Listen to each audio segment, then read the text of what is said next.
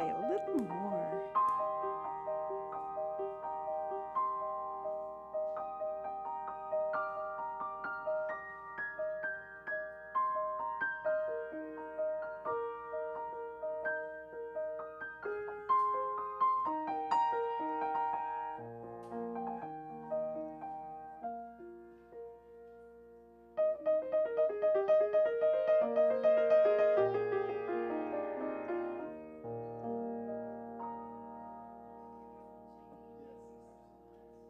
Good morning.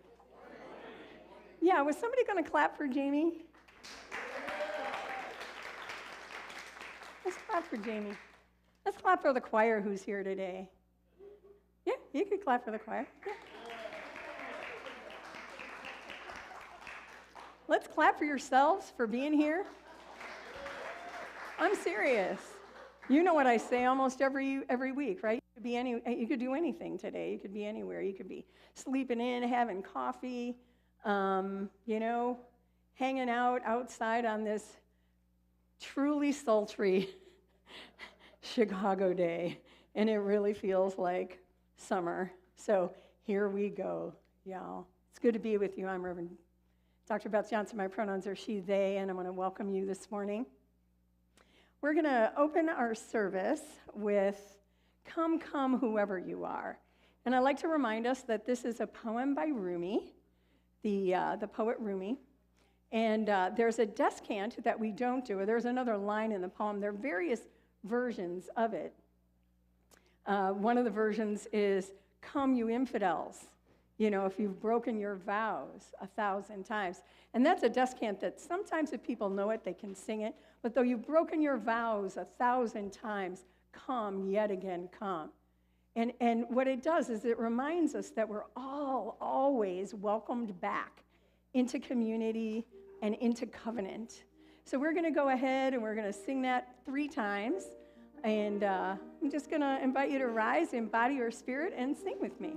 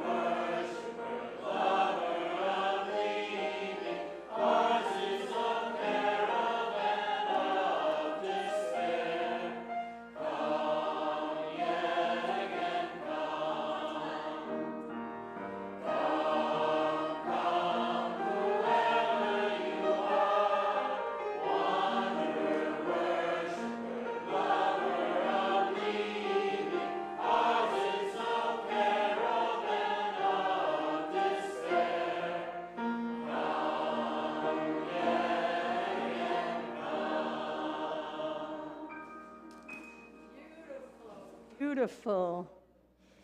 Beloveds, take a breath with me. Welcome to this place of peace, justice, and hope. In this Unitarian Universalist congregation, we affirm no matter who you are, who you love, or where you are on your journey, you are welcome here. For those of you joining us online, we're glad you're here with us. If you're visiting with us today, please, we invite you, if you'd like, to sign our visitor book and members and friends to help folks get connected. Remember to wear your name tag and your pronoun stickers.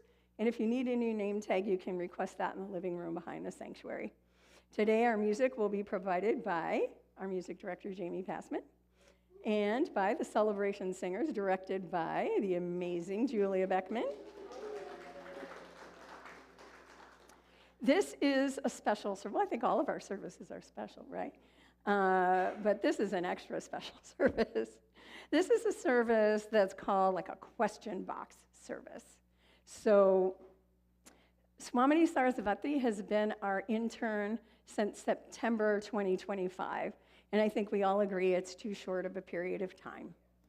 And this is Swamini's penultimate service. This is the last service that Swamini will be speaking in, but then Swamini, you'll be in the service with us next week, and this is not a surprise, so we will have a ceremony of goodbye. So you should have received pieces of paper when you came in, and if you didn't, raise your hand, and we'll make sure that you get one, and get a pen. And what we'll do, as we indicated in the newsletter, is if you have any questions for Swamini, they can be theological, philosophical. Swamini, I think several people are going to ask you for the meaning of life, so just be prepared for that. And anything else about ministry or your journey, so you can expect some of those questions. And then we're going to collect them at the offertory. We'll go through them really quickly. The only thing is not very personal questions. So I'm looking forward to hearing Swamini answer, those deep, meaningful questions. So, yeah, take another breath.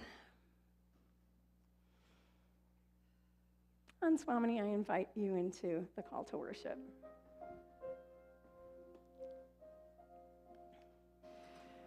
Out of the depths of the unknown, the spark of life ignites, and we are born. We enter a world, a universe, not of our making. Our lives unfold in mystery and wonder. Questions abound for which there are no definite answers. And so we gather in community to seek in one another assurance and recognition, compassion and strength.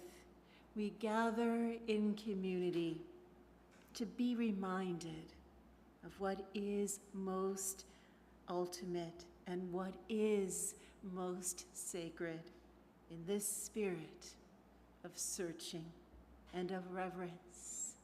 I say, come, let us worship together. And now let us rise in body or spirit for our opening song, our hymn 1003, Where Do We Come From?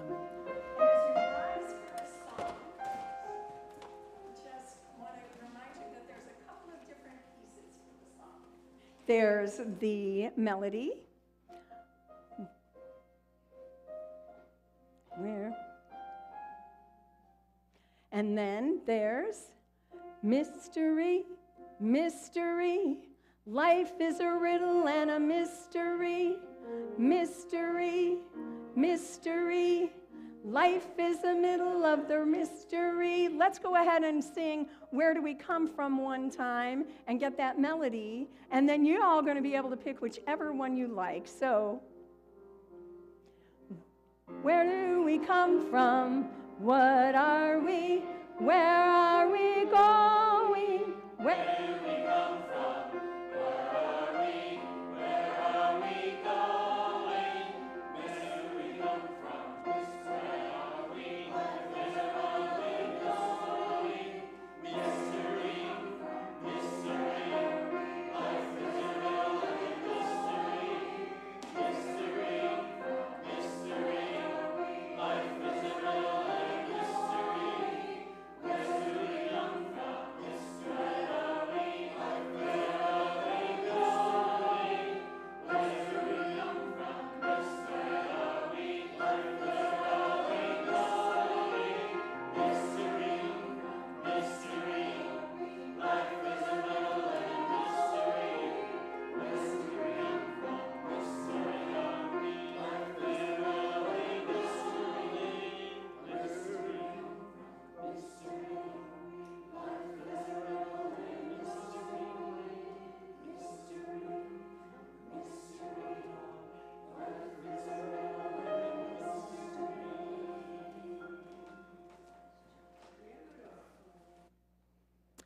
I am going to invite up Penelope to light our chalice.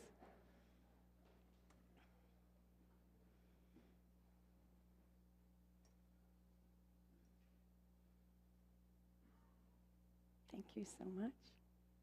You can go like It's a new thing. Yeah, cool beans. No, don't shake it.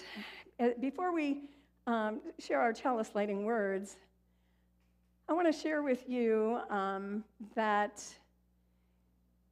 yesterday, hundreds of clergy made their way to Selma, Alabama, and walked across the Edmund Pettus Bridge, remembering that first walk where people were met with violence, beating, and the death of James Reeb, Unitarian Universalist minister. In that gathering is the president of the Unitarian Universalist Association in the front there, the Reverend Dr. Sophia Betancourt, who spoke at an interfaith service. Beloveds, in these times, there may be a time when we all go down and cross that bridge. And if not that bridge, literally, the bridges in front of us, the bridges that call us to live our values bravely, boldly, as we know with the gutting of the Voting Rights Act, the reason why people were on that bridge, the reason why people risked and lost their lives. Beloved, we know what's before us, a bridge. We can see to the other side. The other side is justice.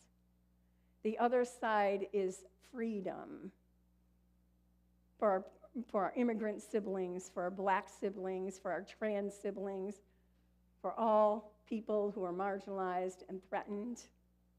That's what's on the other side of the bridge. Now, you remember Dr. King's march and that march. Nobody crossed that bridge alone, did they? Did anyone cross that bridge alone? No, and the beloveds yesterday did not walk across that bridge alone. We're not going to walk across that bridge alone. We're going to walk across that bridge arm in arm, asserting, saying, we will not be silent. We will not back down. We will not back off. We will work for justice, and we will work to save the remnant of the democracy that we have and to reweave a more equitable, just, true democracy with freedom and justice for all. We gather around this flame that symbolizes the truth we know, the truth we seek, the community we share, the community we aspire to, the learning that enables us, and the mystery that encompasses us all. Here we speak the language of memory. We speak the language of memory and hope. Here, all are welcomed, our journeys embraced, and our journeys shared. And I think we have a time for all ages, don't we? You want to go on down? Go on down, Swamini.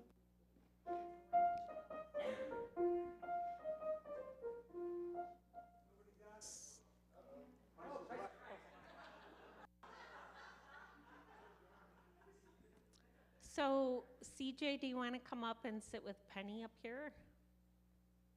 You don't have to sit on the ground. Okay.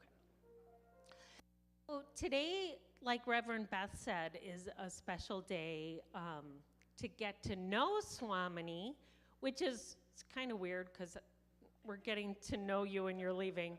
But the kids got to know Swamini when we did our birthday in a bag project. So she has been hanging out with us a little bit. And by the way, thank you everyone that supported our birthday in a bag. We made 54 bags. So 54 kids are going to get special birthday package from the Humanitarian Service Project. So thank you for supporting us. Okay, so Penny and CJ, you get to ask Swamini, who's in the hot seat, any question you want that would help you get to know her a little bit better. So, one thing I like to know about people, and I don't know why, but what's your favorite food? Chocolate. All right, she didn't even have to think about that. If you can't think of a question, you can pick one from the question basket.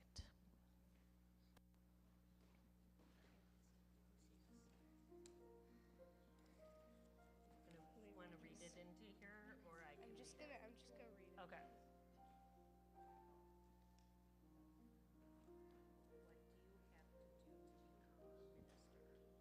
Yeah. All right, so Penny chose, what do you have to do to become a minister? Good question. So I would say first you have to care very, very much and love people. Because that's the foundation for everything. I think whatever we do, we have to love. And then to get the professional accreditation as a minister, it's a long, long road. You have to go to seminary. So I went to Meadville Lombard Theological School and just completed my studies, and will be graduating on the 31st. So and you have to do lots of paperwork. You have to do at least one internship, as well as working as a chaplain somewhere. And I did that at Central DuPage Hospital out in this area, which is a trauma hospital. And that was a beautiful experience. Yeah. CJ, do you want to read yours? Okay. What is What are some good memories you have from being here at UCH?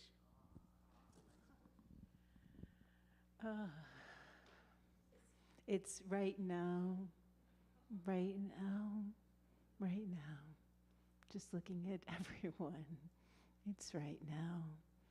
This is the moment I want to bottle up. In all moments, I've been wanting to bottle up and make time go a little bit more slowly, because I love you all so much. Every moment has been my favorite, and I've loved working with you all on the birthday boxes. Yeah. And I have to say, the choir's wearing orange. And that's a really good memory, too, that I'll take home. That brings me to this question. What's your favorite color? Purple. All right, we have one more question. Oh, I forgot what it was. Where is it? Is it that one down there? Oh, why did you want to become a minister? I decided I wanted to be in some kind of ministry when I was 7 years old. Yeah. And I've lived most of my adult life as a ministry, which we'll talk about more later on, if anyone asks me about it. And it's just been my life path. I think sometimes you just feel that. They call it a call, and I believe that. Yeah. Anything else you're dying to know? No. Okay. Well, thank you so much for being a part of our RE program, and we love you. Oh, I love you. All right. Please bring me and my friends to the other building.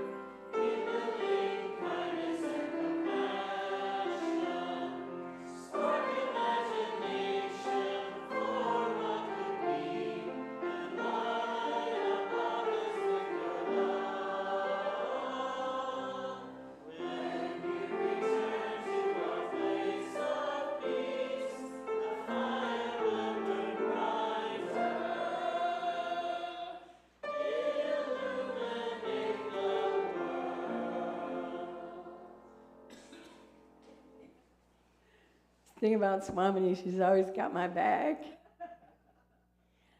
Friends, there's always a lot going on around church, as there is today, which you're going to hear about in a minute, and you can read all about it in News and Notes, which arise in your inbox every Friday, and there are always printed copies available in the back on the visitor's desk. And if you'd like to receive News and Notes, stop by at the welcome desk. We don't send out a lot of emails. It's a weekly email, and then we do send out maybe the occasional more targeted email, but you won't get a lot. And so, again, there's a lot going on today. For those of you who are with us this morning for our newcomers breakfast, it was wonderful to have you and to see you and to meet you. And then directly after the service, there's a wonderful opportunity to learn about and discuss our 2026-2027 budget. Now, I am admittedly a nerd when it comes to church business, but I think we all should be nerds because it gives us the opportunity to really learn about the church. A budget is a moral document, basically. And so when you read a budget and you look at a budget, you know what the church values. And the other thing that we're very excited about is that we will be having a discussion about our proposed mission statement. Can anyone say what it is? Love boldly, grow deeply, act justly, together. So in a Unitarian Universalist congregation, our governance or polity is congregational, meaning congregations elect their own officers, we're self-supporting, and so the mission statement, I do hope you will all stay for this really important discussion. It was done through a process of discernment and conversation with the congregation.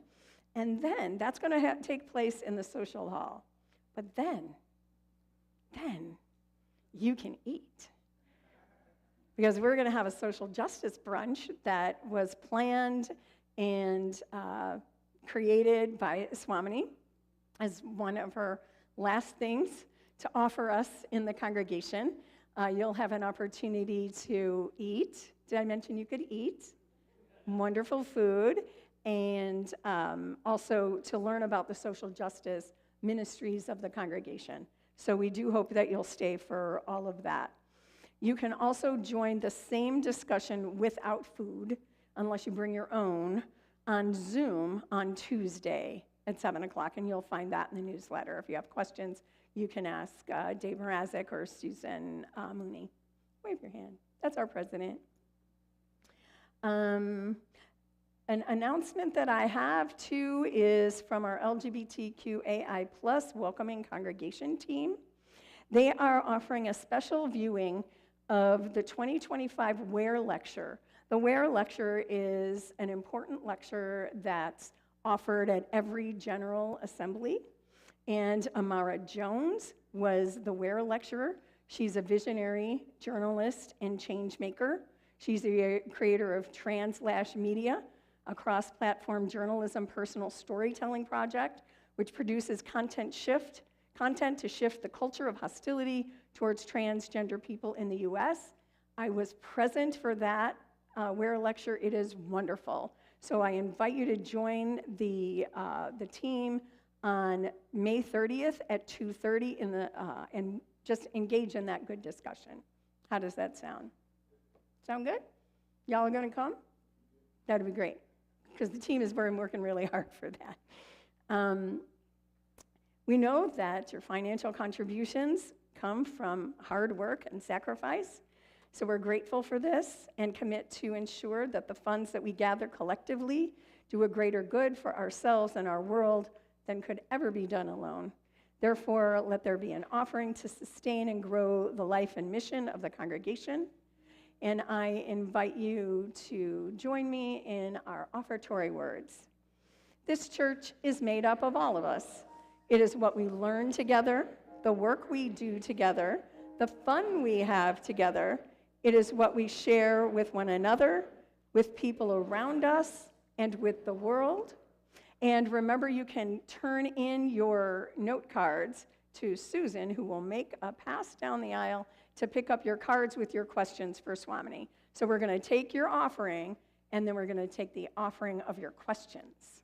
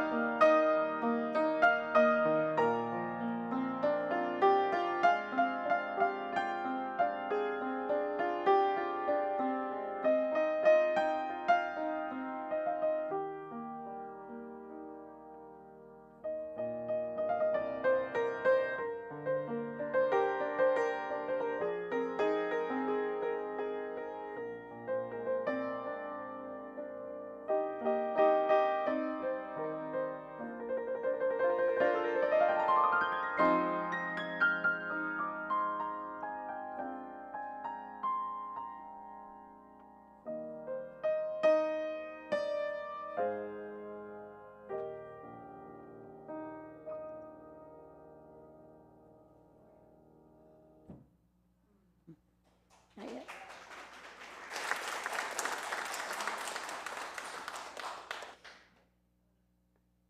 Yeah, thank you, Jamie. I'm going to invite you to take a breath with me. And just kind of land, kind of settle in. We've had some words and announcements and all sorts of things. I'm just going to invite you to take a breath. It's comfortable for you, and just invite you to watch your breath as it flows in and out. Feel your body on the chair, your feet on the floor, and just be for a moment. There's so many times that we go and go and go, and I like for there to be time in worship where we can settle.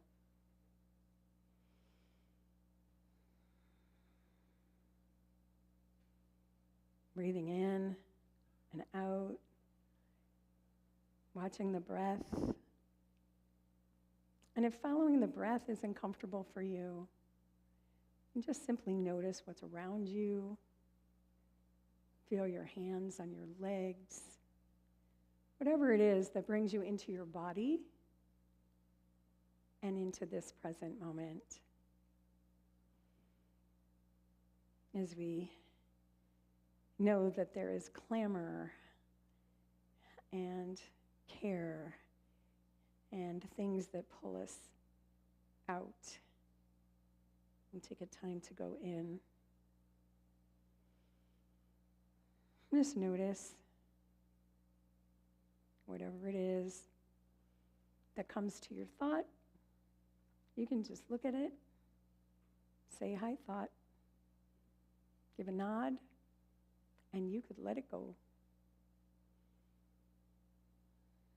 Don't worry. If you need it, it'll be there when you're done. And just allow yourself to breathe in and out. connecting with what it is that you brought with you today.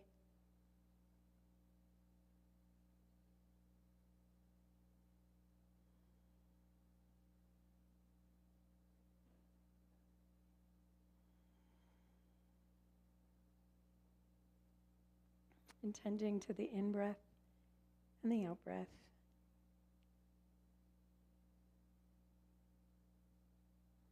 And as a way to keep that focus on the breath, I invite you to sing. There's two parts. There's a breathe in, breathe out, breathe in, breathe out, breathe in, breathe out. Then the melody.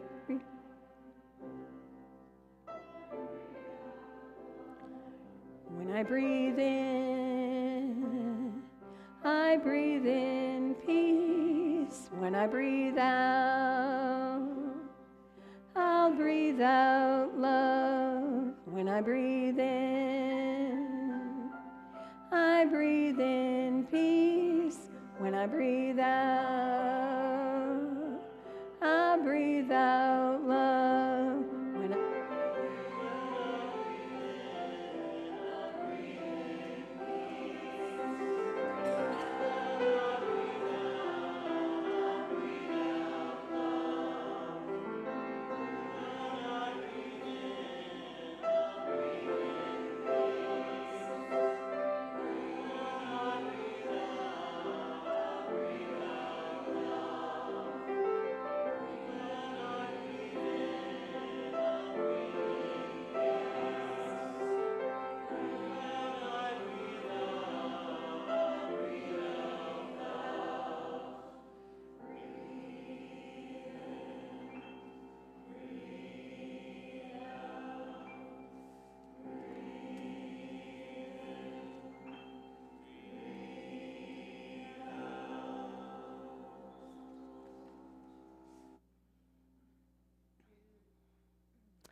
This is a time in our service where we share our joys and sorrows with one another, personal marker events that we share that are on our heart. How else can we do that? By dropping a pebble. There's no sound. There we go. Sometimes, speaking of no sound, we might want to have no sound as we drop the pebble, or sometimes we might want to share. Our breath, breathing in and breathing out, accompanies us through all life's ups and downs, joys and sorrows. And now, bringing that mindful intention, let us as community come together, share together, be together. Remembering that this is not a time for announcements, it's a time to share briefly with us our marker events. I dropped a pebble. My name is Paula. I dropped a pebble in celebration of Tim's 50th birthday, which was last Tuesday.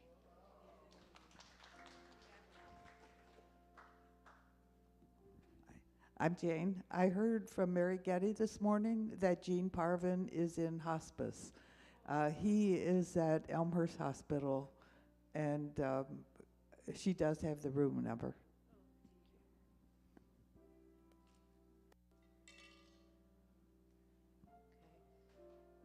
I'm dropping a pedal for our son who is getting close to the Pyrenees in between France and Spain. He's walking the Camino. He started in the middle of France and he's halfway through. And this was something he planned with his wife who passed away last June. And he's going to get to Campanoli on the day she died. And he planned this all out. So he's walking about 25 miles a day.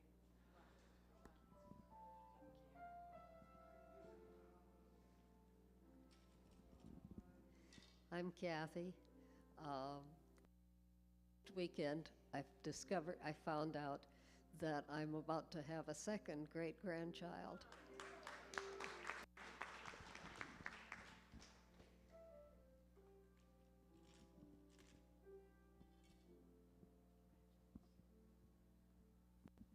My name's Darren. I'm dropping 2 stones, one for my wife Megan and her best friend, who are sitting bedside to her best friend's sister, who is on life support. And then from YouTube, Karen M. says, "It's a joy to have had Swamini and a sorrow that she's leaving."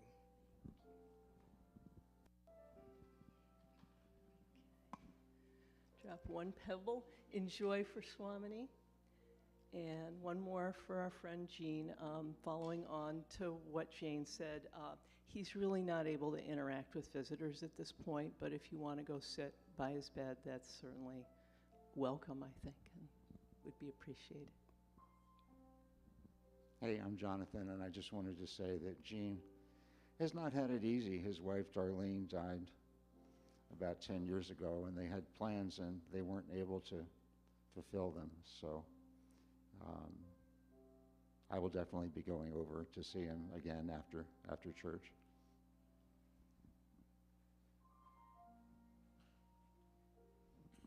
Hi, I'm Karen. I just wanted to say that life is giving me another opportunity to recreate myself as I say goodbye to the work I did as a teacher for 32 years.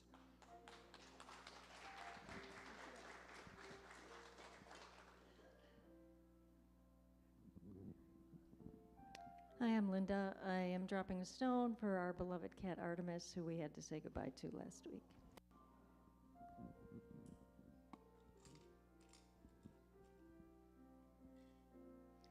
Hi, I'm Susan. I'm dropping a stone for Pat Miller, who continues to show tremendous resilience in her recuperation from her surgery in January.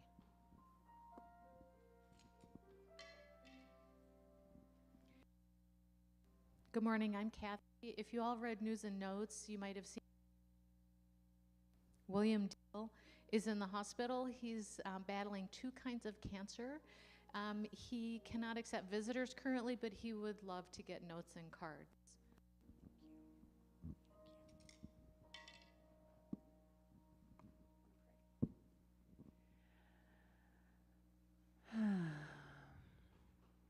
Let us take a moment to hold everyone here and everyone in the hospitals, everyone in this world, everyone online, in our love. Love is what holds us together.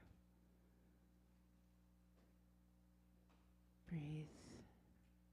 And let us now offer the rest of our stones for all who are suffering in this world, in the war zones, on the streets, in the hospitals, in their homes, wherever they may be. May there be peace. Om. Amen.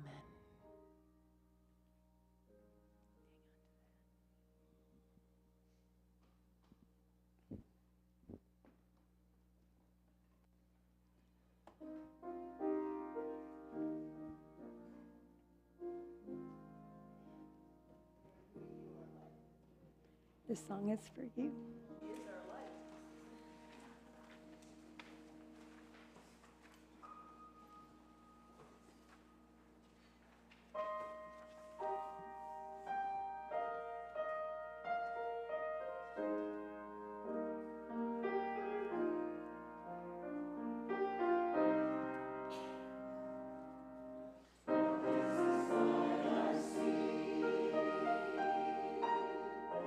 Shining kind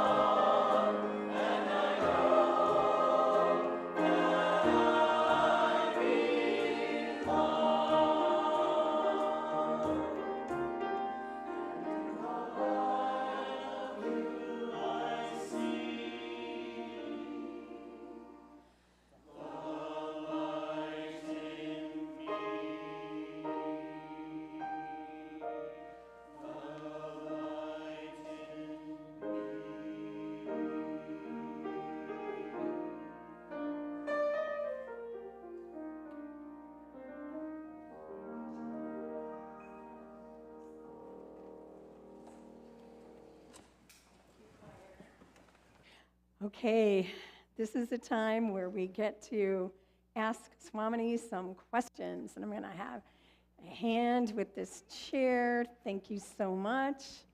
Now, this is one of my favorite services. And Swamini, this is your first one, right? Yeah.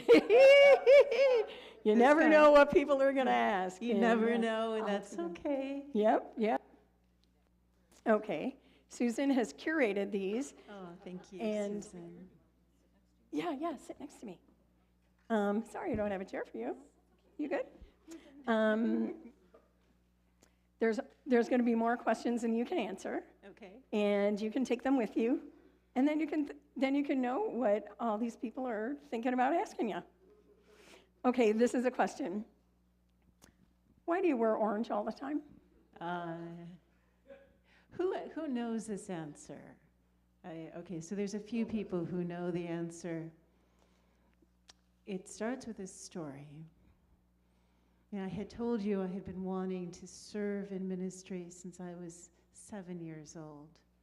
And as part of my path, I did a lot of human rights work, including in a human rights campaign that I led in 5 African nations. I got to Uganda after driving for weeks to a war zone in northern Uganda. And what I saw was devastating. And as I held a little girl, 8-year-old girl named Helen, who had lost everything on mass graves, I decided to give my life fully to service for humanity without even pay. And so when I had been doing a lot of work also in India, that's, another long story. But I wound up back in India, where I had also been doing a lot of spiritual practices, and I took monastic vows in the high Himalayas on the banks of the Ganges River in a place called Gangotri. And there I served for the next 10 years.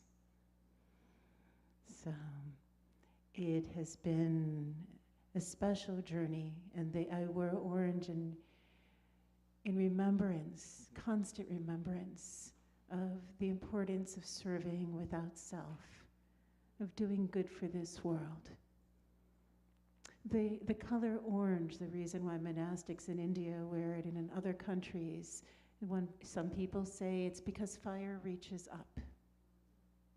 The color of orange reaches up, and that's what we all must do. So it's a constant reminder, and I wear it in constant homage. Thank you. Thank you for that. How do you maintain such a positive attitude? I'm a human being, so I'm not always perfect. But what I can say is when I come here, I feel so happy. I feel so happy. This is what lights me up, and you're what lights me up. And how could I be happy without all of you and the joy that you bring? The spiritual practices, some of which I taught you, are also very helpful, like loving kindness. It just programs the brain to look for the good. Gratitude practices, all these things are helpful. Thank you. This is a similar question, but I think it's going to give you maybe a deeper dive, if you will. Where does your amazing holistic energy and passion come from? Oh God, I can take that in so many different directions. Should I talk about interfaith? Where should I start? Wherever the Spirit leads you. I personally believe that all faiths and people of all walks of life, all backgrounds, wherever we are in the world, are beautiful.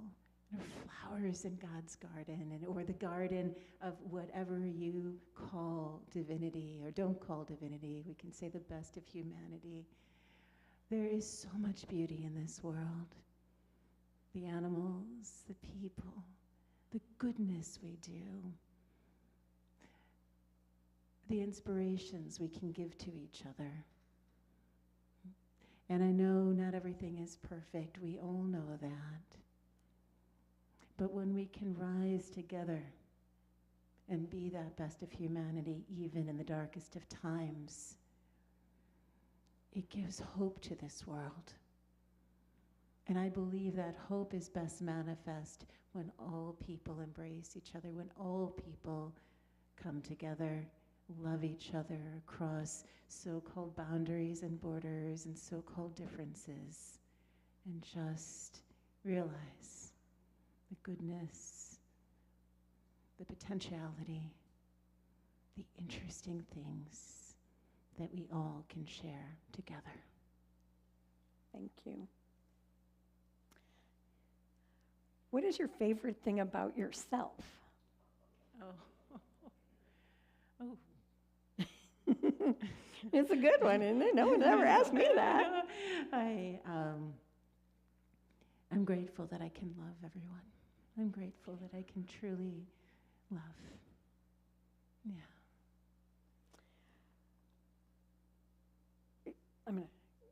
Who is your favorite writer?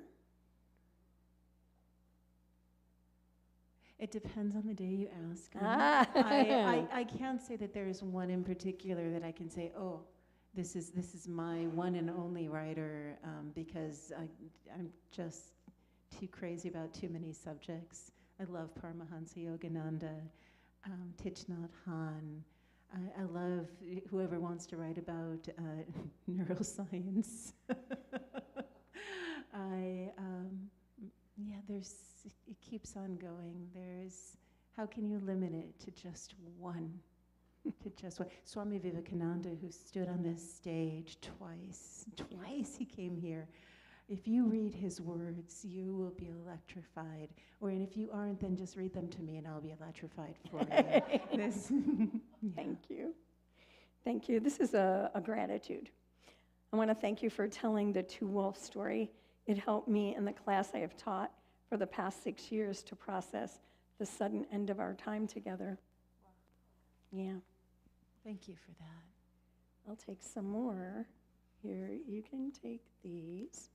Some people don't know that you are the executive director of the UU Ministry for Earth. I'm the chair. The chair Yes. of UU Ministry for Earth.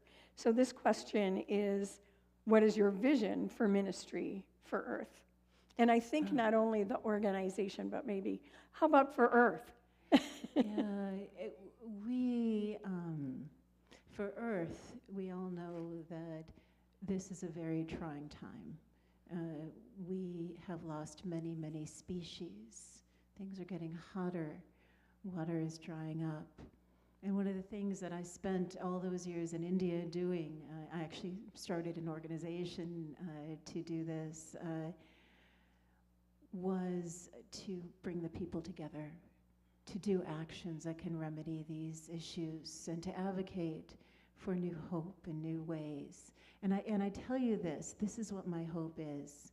I hope that each one of us can be the inspiration and do something good. And that especially can include planting a tree. And I know that sounds trite, but stay with me for just one moment while I nerd out. Just 1 minute, and then we'll get to the next one. You go ahead. Trees, we know that they provide oxygen for us, and they breathe in the carbon dioxide, cleaning the air around us, and we need them. But what a lot of people don't realize is that trees bring rain, and they cool this world. And how do they do this? It's when the rain comes down, it goes back up through the deep root systems of trees or anything green, but I'm just sticking with trees, and it goes up through the trunk to the branches, to the leaves, and transpires or expires out. All that water goes out of the leaves. 94% of the water from the ground that goes back up to those leaves are expelled out or transpired out through those leaves. That water cools the air around us and comes back down as rain. That's why when you have a rainforest, when we have a rainforest, it's because there's a lot of trees When we cut the trees, we have a desert. And I'll leave with one inspiring thought. In Denver, they have started to plant urban forests with all kinds of trees and all kinds of fruit-bearing bushes that people can harvest. And when you go under those trees that people have planted themselves with a nonprofit that they started and as their communities, it feels cooler under those trees. The animals have something to eat, and people can pluck the apples or the nuts or the berries, and it makes the world a better place.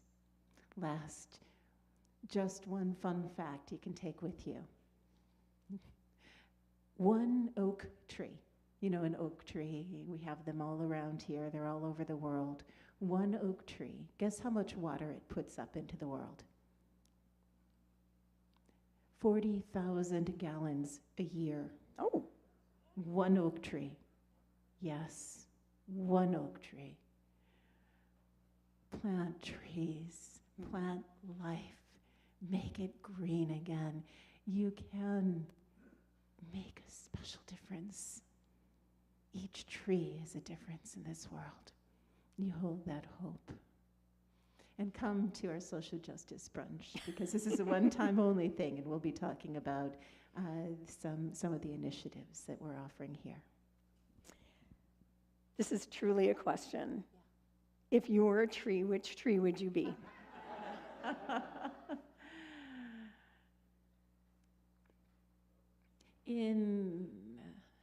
Should I go there? In the Bhagavad Gita, and you can see it in other scriptures, there's an upside down tree, and the roots are actually going up, and those are connected to the heavens, to divine guidance, and the leaves are many different ways of interpreting it, but they can also shelter and provide coolness and nutrition, goodness to this world. So that is what I symbolically hope to be. Mm-hmm. Yeah. Okay, I'm going to give you one more because we're almost time to close. We always need more time for these, don't we? In 10 years, if our democracy is fragmented, how does, this is our church, but I'm going to say the church, meaning Unitarian Universalist churches, deal with the disruptions of our core values? We fight through the power of goodness and through the power of togetherness. We have seen through the annals of history that no evil force remains forever. That even in the darkest of times, we know that darkness will eventually fall and the light will emerge, and the light comes only from the people. That's our job. That's something we can do as you use and as human beings all over this world. Just be that light. And through the light that each one of us gives, we can create a constellation of light that can be seen from the heavens themselves, I believe. Comes from our togetherness. So 10 years from now, okay, there'll be something. Maybe there won't be something, we don't know. But what we can know is we can do something, and we mustn't lose hope. Hope is what can drive us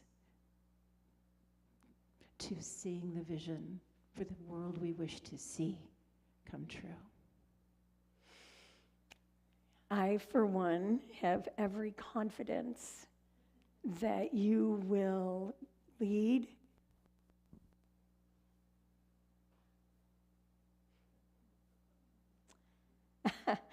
our congregations and our movement into that vision. So thank you so much. Thank you.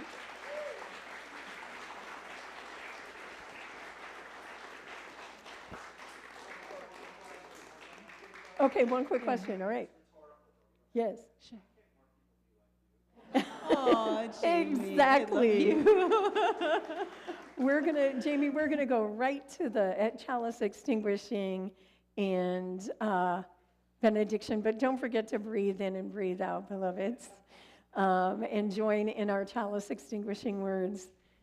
We extinguish this flame, but not the light of its truth, the warmth of this community, or the fire of our commitment. These we carry in our hearts and share with all the world. And I believe that the choir has one more song. Why don't we stay down there for it? Come on down. Because I don't have a chair down there.